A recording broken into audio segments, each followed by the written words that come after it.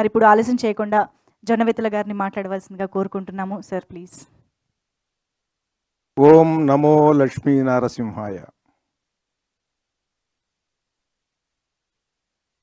సినిమాలు చూసే ప్రేక్షకులు ఈ సినిమా చూడకపోతే మిగతా సినిమాలు చూడటం వేస్ట్. ఇక చూడకండి మిగతా సినిమాలు. ఈ సినిమా చూస్తేనే మిగతా సినిమాలు చూసే అర్హత మీకు. సినిమాలు చూడని వాళ్ళు ఉంటారు పిల్లలు. నేను 10వ ఏట పలానా సినిమా చూశాను, 11వ ఏట పలానా సినిమాని చూశాను అని చెప్పుకుంటారు పెద్ద అయిన తర్వాత, నా మొట్టమొదటి సినిమా అని. అలాంటి పిల్లల్ని తీసుకొచ్చి మొట్టమొదటి ఈ సినిమా చూపించండి వాళ్ళకి. సినిమాలు ఇంకా ఇప్పుడేం సినిమాలు చూస్తామండి అని ఒక 80 ఏళ్ళు లేదా 75 ఏళ్ళు బాగా మెచ్యూరిటీ వచ్చి ఐఏఎస్లు ఐపీఎస్లు వేరే వేరే బిజినెస్ పీపుల్ అందరూ కూడా రిలాక్స్ అయిపోయిన వాళ్ళు సినిమాలు ఏం చూస్తాం అనుకుంటారు. మీరందరూ కదిలొచ్చి ఈ సినిమా చూడండి. సెక్స్, వైలెన్స్ ఈ రెండిటి మీద ఆధారపడినటువంటి సినిమాలు నడుస్తున్నాయి ప్రపంచవ్యాప్తంగా. మన దేశం కాదు, మన భాష కాదు. సెక్స్ ఎప్పుడు చేయాలి అనేది ఎవరికన్నా తెలుసా? ఎలా చేయాలి అనేది మీరు యూట్యూబ్లోకి వెళ్తే బోల్డంత ఉంటుందండి. ఎప్పుడు చేయాలి, ఎప్పుడు చేస్తే ఏ రకమైన రిజల్ట్ ఉంటుంది అనేది ఎవరికన్నా తెలుసా? అక్కడ తీసుకున్నాడండి ఆ డైరెక్టర్ గారు. ఇవాళ ప్రపంచానికి ఏం కావాలో, స్త్రీ పురుషుల మనోభావాల యొక్క ప్రభావం గర్భవతి మీద ఎలా ఉంటుంది, లోపల ఉండేటువంటి శిశువు మీద ఎలా ఉంటుంది అనేటువంటిది అది మూలం. నరసింహస్వామి కథ దాని మూలం అక్కడ ఎత్తుకున్నటువంటి ఆ మహానుభావుడు అండి ఆ డైరెక్టరు. సెక్స్ అనేటువంటిది సృష్టికి మూలం. అందరికీ కావాలది. అందరూ ఆరాటపడతారు.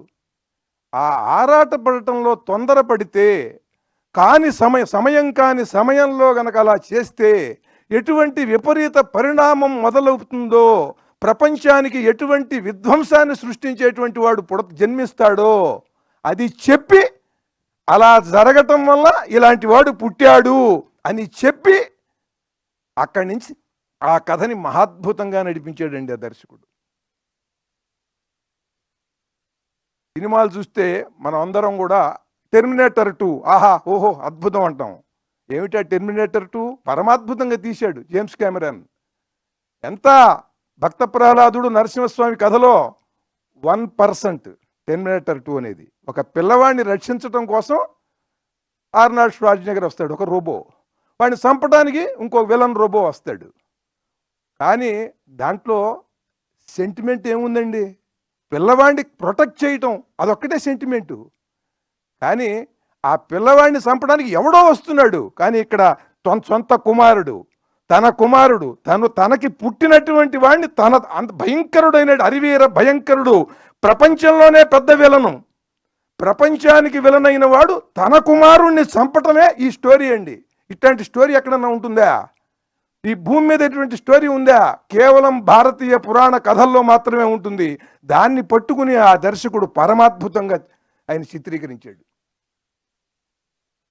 తన కుమారుణ్ణి ప్రపంచంలో త్రిలోకాలని జయించేటువంటి ఒక మహావీరుడు, రాక్షసుడు తన పసివాడిని చంపలేకపోతున్నాడండి. అది సబ్జెక్ట్ అండి. అట్లాంటి సబ్జెక్ట్ ఎవడన్నా రాయగలడా? అట్లాంటి సబ్జెక్ట్ రాసి ఉన్నది. దాన్ని ఇవాళ ఎలా దాన్ని పిక్చరైజ్ చేయాలి, ఆ సబ్జెక్ట్ని ఎలా జనానికి చెప్పాలి అని అద్భుతంగా చెప్పాడు ఆయన. తర్వాత భూదేవిని ఆయన అద్భుతంగా చూపించాడండి. ఎంత మనోహరంగా, ఎంత సుందరంగా ఉన్నదంటే భూదేవి క్యారెక్టరు, గ్రాఫిక్స్లో, యానిమేషన్లో ఆ భూదేవి యొక్క సౌందర్యం ఏమిటి, ఆవిడ యొక్క తత్వం ఏమిటి, క్యారెక్టరైజేషన్ ఏమిటి అనేది ఆవిడ యొక్క లక్షణాల్లోనే చూపించాడు ఆయన. హిరణ్యాక్షుడు, అలాగే హిరణ్యాక్షుడిని చంపినటువంటి వరాహస్వామి, ఆ ఫైట్ మామూలు పరమాద్భుతం. అది పందిని సహజంగా మనం అందరం కూడా నిందించడానికి ఉపయోగపెడతాం. అరే వెధ పంది పోరా అని. ఇవాళ ఎవరన్నా పంది అని నిందించాలంటే భయపడతామండి. ఈ వరాహస్వామిని చూసిన తర్వాత అంత భక్తి భావం కలుగుతుంది. అంత పరమాద్భుతంగా చిత్రీకరించాడు ఆయన. అసలు ఆ ఫైట్స్, ఆ విజువల్స్, దానికి సింక్ అయినటువంటి ఆర్ఆర్, మహాద్భుతం, మహాద్భుతం, పరమాద్భుతం, దివ్యాద్భుతం. ఇది డివైన్ వండర్. ఈ ఫిలిం అందరి ఊహకే అందదు. 1000 కోట్ల రూపాయల బడ్జెట్ ఇచ్చినా ఒక దర్శకుడు ఇట్లాంటి సినిమా చేయలేడు. దానికి లోపల నుంచి పుట్టాలి. జన్మ సంస్కారానికి తోడు జీవితంలో తప్పించాలి ఒక కళ కోసం. అలా కళ కోసం తప్పించి ఆ నరసింహస్వామి కథని ఆస్వాదించి భారతీయ పురాణ కథల్ని, ఇతిహాసాల కథల్ని బాగా అర్థం చేసుకుని తీసినటువంటి సినిమా ఇది. నరసింహస్వామి ఫైట్ ఉంటుంది. అటువంటి ఫైట్ మనం ఎక్కడా చూడమండి. ఎంటర్ ది డ్రాగన్లో చూసినటువంటి ఫైట్స్ మనందరి హృదయాల్లో ఉన్నాయి. పెద్దవాళ్ళు కానీ ఇవాళ ఈ తరం వాళ్ళు కానీ ఆ ఫైట్స్ వాటి వ్యవహారం వేరు. ఈ ఫైట్స్లో ఇవన్నీ కూడా భూమి మీద జరిగేటువంటి ఫైట్స్ అవన్నీ మిగతా సినిమాల్లో. ఇది అలా కాదు. ఇది లోకాతీతమైనటువంటి శక్తి, లోకాలను జయించేటువంటి శక్తి. ఆ రెండింటి మధ్యన ఉండేటువంటి ఆ హీరో, ఆ విలన్, వాటి మధ్యన ఉన్నటువంటి ఆ ఫైట్ని ఆయన తీశాడండి. జ్వాలా నరసింహుడుగా ఎలా చేసి ఫైట్ చేశాడు, యోగ నరసింహుడుగా ఎలా ఫైట్ చేశాడు. యోగ నరసింహుడు అంటే మనం తిరుపతి వెళ్ళినప్పుడు ఆ హుండీకి పక్కన ఉంటుంది, చందనం అది అరగదీస్తుంటారు, మనందరికీ తెలుస్తుంది ఆ విషయం. ఆ యోగ నరసింహుడి ఫైట్ ఏమిటి? హిరణ్యకశిపుడు నరసింహస్వామిని తోసేస్తే వెళ్ళి ఎక్కడో పడ్డాడు అన్నట్టుగా ఒక షాట్ చూపించాడు. ఎక్కడో పడలా. వాడు చూస్తే ఇలా చూస్తే వాడు ఇలా పెట్టి ఈ చిటికిన వేలి మీద లేచి శీర్షాసనం వేశాడండి. అట్లా ఒక పర్వతం ఏదో అలా తలకిందులుగా నిలబడ్డట్టుగా అలా చూస్తే అసలు అక్కడ ఆ రికార్డింగ్ కానీ, ఆ తీసిన షాట్ కానీ ఒక్కసారి గుండెలకి ఎటువంటి అనుభూతిని కలిగిస్తుందంటే ధైర్యాన్ని, భయాన్ని రెండింటినీ ఒకేసారి కలిగిస్తుందండి. ధైర్యాన్ని, భయాన్ని రెండింటినీ ఏకకాలంలో కలిగించేటువంటి ఆ చిత్రీకరణ అసాధ్యం అన్నమాట. దాంట్లో ఆ యోగ నరసింహుడి ఆ భంగిమ చూస్తే ఎంత అద్భుతంగా ఉందంటే అంత అద్భుతంగా ఉంది. 10 మంది రాక్షసులు మహాబలశాలులు ఉంటే వాళ్ళ మధ్య నుంచి మెరుపులాగా వెళ్ళిపోయాడు. ఆ షాటు ఆ మహాద్భుతం. వాళ్ళ పక్క నుంచి వాళ్ళకు నరుక్కుంటూ వెళ్ళటం కాదు, ఒక కత్తి పట్టుకుని నరుక్కుంటూ వెళ్ళటం కాదండి, వాళ్ళ మధ్య నుంచి అలా మెరుపు మెరిసినట్టుగా వెళ్ళిపోయాడు. షాటు చూస్తే వాళ్ళు తెగి నిలువున నరికేసినట్టుగా ముక్కలు ముక్కలుగా పడిపోయారండి. ఏమిటంటే నఖాయుధుడు, గోళ్లే ఆయుధం ఆయనకి. ఆ వెళ్ళిన మెరుపు వేగంతోనే వాళ్ళని సంహరించేశాడు. ఆ జ్వాలా నరసింహుడు అంటే ఏమిటి? ఆ మెరుపు వేగంతో ఎలా చంపాడు. ఆ యోగ నరసింహుడు అంటే ఏమిటంటే వీడు కొడితే వీడు పడిపోతాడా, అలా అలా చిటికెన వేలి మీద అలా పెట్టి అలా శీర్షాసనం వేశాడు యోగ నరసింహుడుగా. పైగా వాడు హఠయోగి, అంటే మొండి పట్టుదల ఉండేవాడు. నరసింహస్వామి స్తోత్రాలలో, నరసింహ పురాణంలో, ఇతరేతర అట్లాగే పోతన రాసినటువంటి ప్రహ్లాద చరిత్రలో, నరసింహస్వామి ఆవిర్భావ ఘట్టంలో, వీటన్నిటిలో కూడా అంటే యాదగిరిగుట్ట నరసింహస్వామిని వర్ణిస్తూ మహాద్భుతమైన శ్రద్ధా శ్లోకాలు ఉన్నాయి. వాటన్నిటిలో నరసింహస్వామిని చూసి ఒక కవిగా ఎట్లా అయితే నేను ఊహించుకున్నానో ఆ ఊహలు అలా అలా అలా ఉంటాయి. ఆ శ్లోకం మేరకు అలా ఉంటాయి, ఆ ఘట్టం మేరకు. కానీ వీటన్నిటినీ కూడా ఒక సమాహారంగా అద్భుతమైనటువంటి ఒక స్క్రీన్ ప్లేతో ఆ క్యారెక్టరైజేషన్ని చాలా పరమాద్భుతంగా, లోకోత్తరమైనటువంటి ఫైటింగ్, మామూలు ఫైటింగ్ కాదు. పోనీ అక్కడ ఏమన్నా ఆర్టిస్టులు ఉన్నారా? లేరు, బొమ్మలవి. కానీ నేను చెప్పులు వేసుకుని హిరణ్యకశిపుడు, హిరణ్యాక్షుడు వాళ్ళు ఉన్నప్పుడు చూశానండి. నరసింహస్వామి వచ్చినప్పుడు నేనే కాదు, ఎవరన్నా సరే చూసుకోండి, వాళ్ళు చెప్పులు వేసుకుని నరసింహస్వామి ఉన్నటువంటి ఘట్టం ఎవడో చూడ్డు. చెప్పులు విడిచేస్తాడండి ఎవడన్నా సరే. వాడు హిందువు అయితే, భారతీయుడైతే వాడు చెప్పులు వదులుతాడండి. చెప్పులు వేసుకుని ఈ సినిమా చూడలేరండి ఎవరు కూడా. అంత భక్తి భావాన్ని, భయాన్ని రెండింటినీ కలిగిస్తుందండి. దైవం పట్ల భక్తిని, భయాన్ని కలిగించే సినిమా ఇది. ధైర్యాన్ని ఇస్తుంది.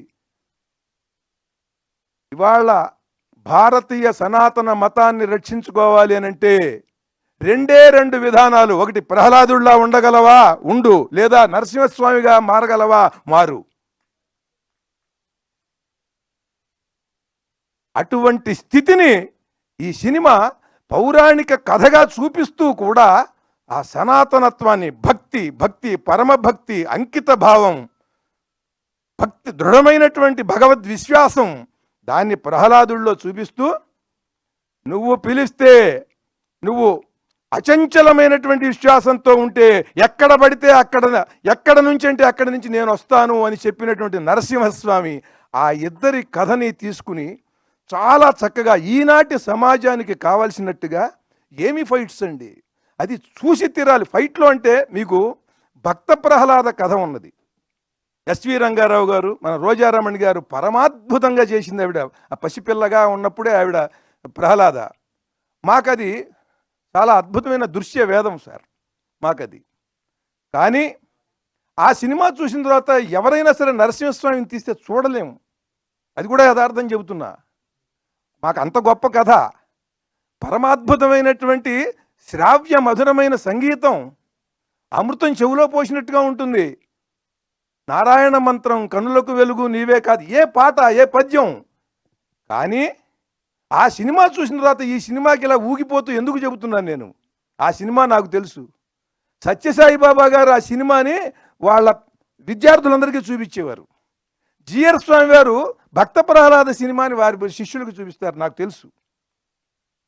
అలాగే పరిపూర్ణానంద స్వామి వారు కాకినాడ శ్రీపీఠంలో వాళ్ళ భక్తులకు, వాళ్ళ విద్యార్థులకు చూపిస్తారు. అంటే ఆ ప్రహ్లాదుడి యొక్క భక్తి, ఆ దృఢ దీక్ష దాని పిల్లలకి తెలియాలని.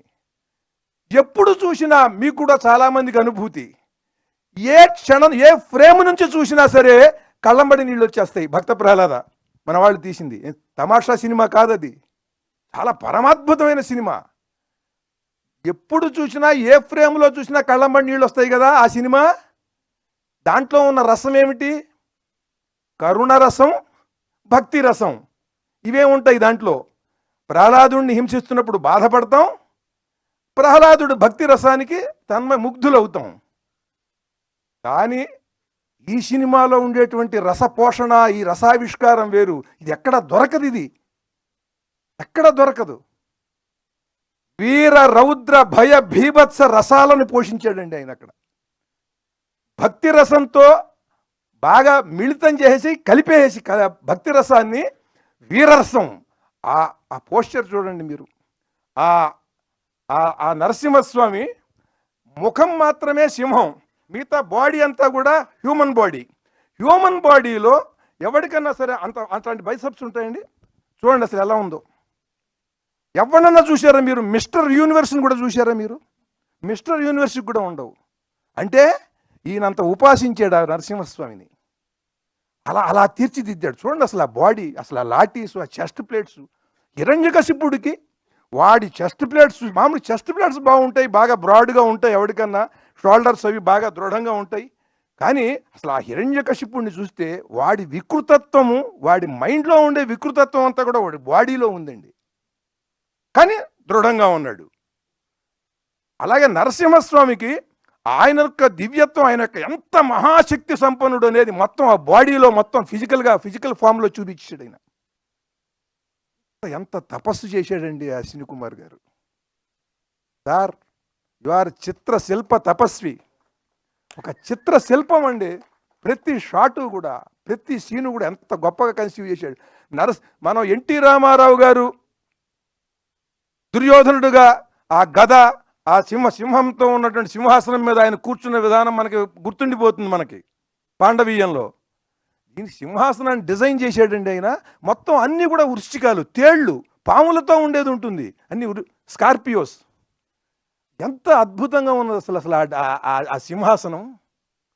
అంత చాలా చాలా క్రియేటివిటీ, ఫుల్ ఆఫ్ క్రియేటివిటీ ప్రతి సీన్లో కూడా. ఈ సినిమా గురించి నేను ఇంకా చాలా చెప్పగలను, కానీ సమయం కూడా చూసుకోవాలి. ఒక్కటే చెప్తున్నాను ప్రేక్షకులందరికీ, నా తరపున ఇది ఒక అపీల్, ఒక విజ్ఞప్తి. మీరు వచ్చి మీ పిల్లల్ని తీసుకుని, మనవల్ని తీసుకుని వచ్చి ఈ సినిమా చూడండి. నవనారసింహ క్షేత్రాలు ఉన్నాయి మనకి తెలుగు వాళ్ళకి. సింహాచలం, అంతర్వేది నరసింహస్వామి, మంగళగిరి నరసింహస్వామి, వేదాద్రి నరసింహస్వామి, కదిరి నరసింహస్వామి. ఇక్కడ ధర్మపురి నరసింహస్వామి, యాదాద్రి నరసింహస్వామి, తమిళనాడులో ఒకటి ఉంది ఘటికాచలం. ఈ నవనారసింహ క్షేత్రాలని దర్శించినటువంటి పుణ్యం ఈ సినిమా చూస్తే వస్తుంది మీకు.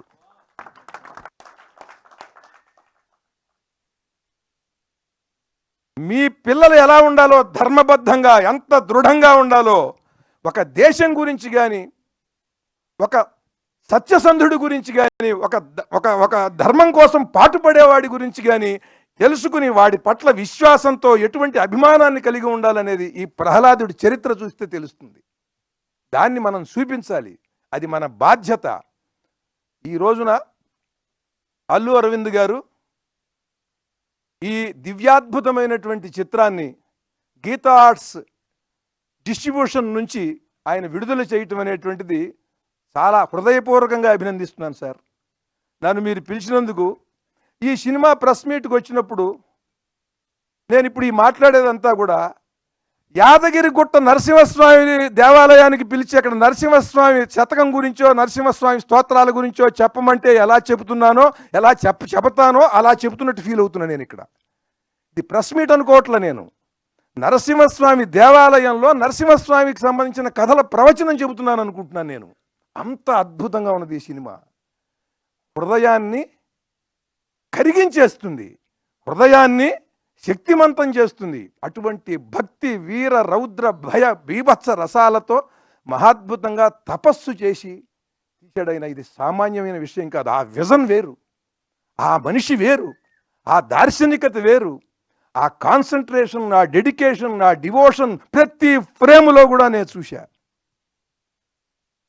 మీరు ఎన్నో అద్భుతమైనటువంటి వండర్స్ చూస్తున్నాం ఇవాళ గ్రాఫిక్స్లో. Godzilla versus King Kong, King Kong 1, King Kong 2, ఆ తర్వాత ఇదేది స్పేస్ షటిల్స్. ఇక అక్కడ చూస్తే Jedi returns back, empire strikes back, Avengers, ఆ తర్వాత ఇంకో ట్రాన్స్ఫార్మర్స్. ఏమిటంటే దిక్కుమాలింది కార్లు అండి. ఇవి కార్లు ఇటు పడిపోయి వాడు ఒక రోబో అయిపోతాడు, వాడు ఒక రోబో అయిపోతాడు, వాళ్ళిద్దరు కొట్టుకుంటే ఏమిటి అక్కడ వాడి సెంటిమెంట్ ఏమిటి అక్కడ? ఒక పిల్లో ఒక ఆడదో ఉంటుంది, ఒక గర్భవతో ప్రెగ్నెంట్ లేడీయో, వాళ్ళని రక్షించడం కోసం వీడు, వాడిని చంపడం కోసం వీడు. దీనికే మనం అయ్యో అయ్యో అయ్యో అనుకుంటున్నాం.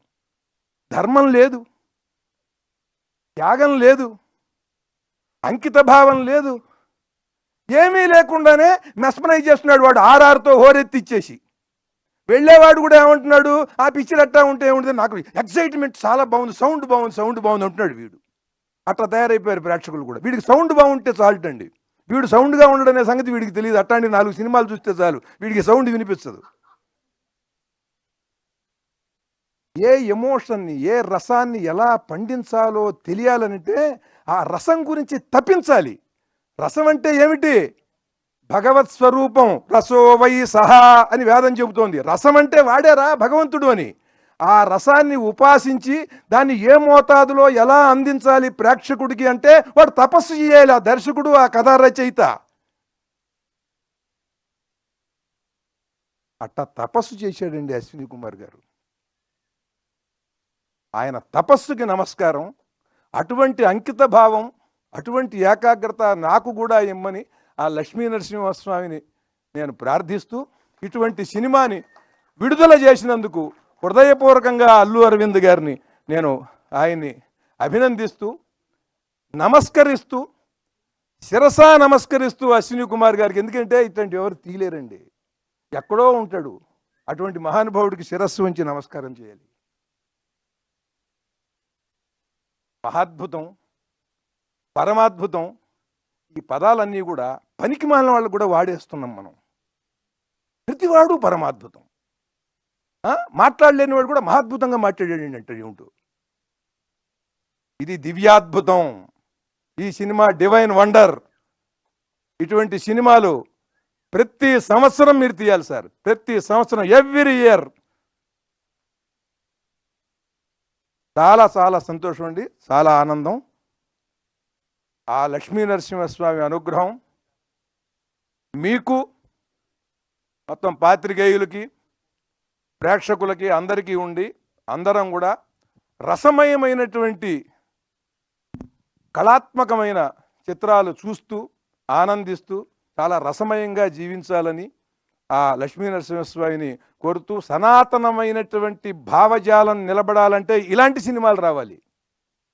ఆ రకంగా కూడా మనందరికీ చైతన్యాన్ని, స్ఫూర్తిని ఈ సినిమా కలిగిస్తుందని మిమ్మల్ని అందరినీ కూడా మళ్ళీ మళ్ళీ చెబుతున్నాను. ఈ సినిమా చూడండి. ఇవాళ సినిమా తీయటం అనేది ఎంత కష్టమో మీ అందరికీ తెలుసు. ఎందుకనంటే అంత పూర్వం కష్టం ఎవరికి తెలిసేది కాదు. ఇప్పుడు నిర్మాతలే చెప్పేసుకుంటున్నారండి ఇంటర్వ్యూలు ఇచ్చి వాళ్ళ కష్టాలు ఏమిటో. సినిమా తీయటంలో ఇద్దరికే కష్టం ఉందని నా నమ్మకం సినిమా విషయంలో. ఎందుకంటే ఆయన గొప్ప మహానిర్మాత. ఆయన దగ్గర చెబుతున్నా నేను. ఎందుకంటే నేను అన్నిటికీ తెగించిన వాడిని. మైక్ ఇచ్చేంత వరకు నేను మామూలుగా ఉంటా, మైక్ ఇచ్చిన తర్వాత తెగిస్తానండి. ఒకటే, సినిమా విషయంలో నష్టపోయేది ఇద్దరే. ఒక నిర్మాత, రెండు ప్రేక్షకుడు. మిగతా మధ్యలో అందరూ బాగుంటారండి, ఎవరికీ ప్రాబ్లం లేదు. మంచి సినిమా వచ్చినప్పుడు ఆ నిర్మాత ఎన్నో కష్టాలు పడి కదా తీసేది. ఆ సినిమా మంచి సినిమా అనిపించుకున్నా అది పోయినా సరే ఎవరి డబ్బులు వాడికి వచ్చేస్తాయి, మధ్యలో వాళ్ళకి, నిర్మాతకే రావు. కానీ ఆ మంచి సినిమా, ఆ మంచి నిర్మాతని బతికించాల్సింది, నిలబెట్టాల్సింది, మళ్ళీ మళ్ళీ మంచి సినిమాలు వచ్చేలా సమాజంలో చేయవలసింది మంచి సినిమాని ప్రేక్షకుడు ఆదరిస్తే. కనుక ఆ ప్రేక్షకుడికి ఆ మంచి కలగాలి, ఈ నిర్మాతకి ఈ మంచి కలగాలి. ఇది మంచి సినిమా రాలేదంటున్నాం, ఇది మంచి సినిమా. గొప్ప సినిమాలు రావట్లేదంటున్నాం, ఇది గొప్ప సినిమా. ఎక్కడండి ఆ భక్త ప్రహ్లాద? అసలు ఆ సినిమాలు, అట్లాంటి సినిమా వచ్చింది. వచ్చి చూడండి. జై నరసింహస్వామి.